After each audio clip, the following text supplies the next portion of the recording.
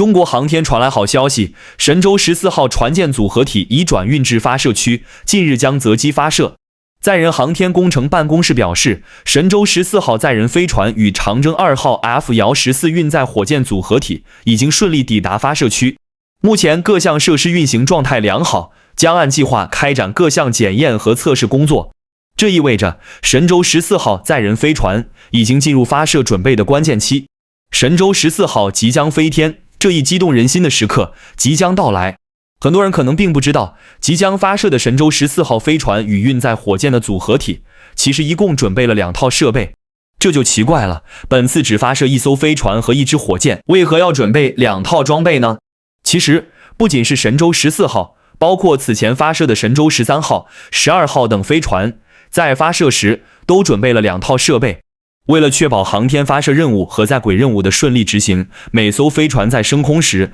都要求地面有1套船舰组合体备用。一方面是为了保证后续发射任务的高效进行，另一方面也是作为太空救援的备份力量。目前已经确定，神舟14号将搭载3名航天员，在轨驻留时间为6个月。都知道2022年是中国天宫空间站建设冲刺的关键期，这次的神舟14号又将肩负哪些任务呢？神舟14号将完成多项在轨测试、组装和验证工作，而其中的5大任务值得关注，尤其是最后一项将成为天宫空间站建设的关键。神舟14号乘组进入空间站后，天宫空间站将迎来多次重要的姿态调整和舱体组合变化。根据已经披露的消息，在接下来的几个月内，天宫空间站将完成2次转位任务、3次分离撤离、5次交会对接，并经历9种组合体构型。千万不要小看空间站的这些变化，这将成为空间站组装建设的重要任务，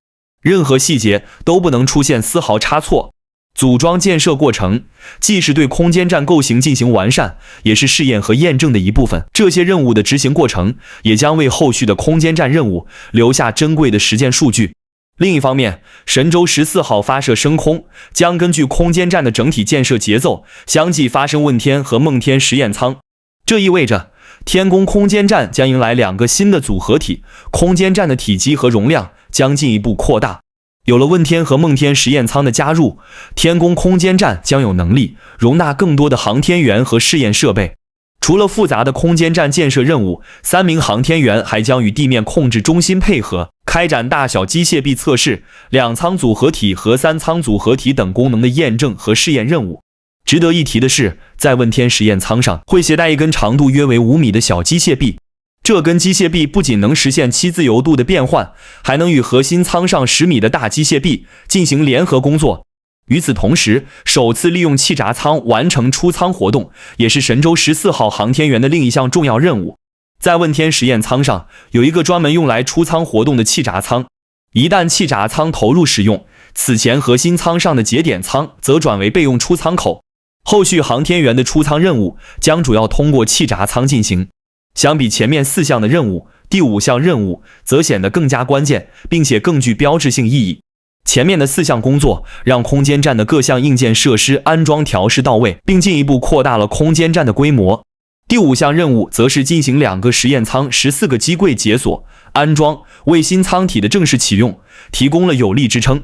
根据相关计划，神舟14号航天员在空间站进驻的6个月中，神舟15号也会顺利发射。届时，神舟14号与神舟15号的航天员将在空间站相聚，并完成在轨乘组轮换，共同在空间站停留1周左右。不得不说，无论是空间站的建设、设备的测试，还是航天员的进驻，都让人热血沸腾。然而，航天任务处处充满风险，我们除了要看到航天员的风光无限，也要深深体会到他们大无畏的付出和敢为人先的勇气。神舟14号即将发射，让我们一起期待，等待航天员打开天宫空间站舱门的那刻，为他们鼓掌。我们能生活在这样的航天科技大国，也应该感到骄傲和自豪，为航天科技点赞。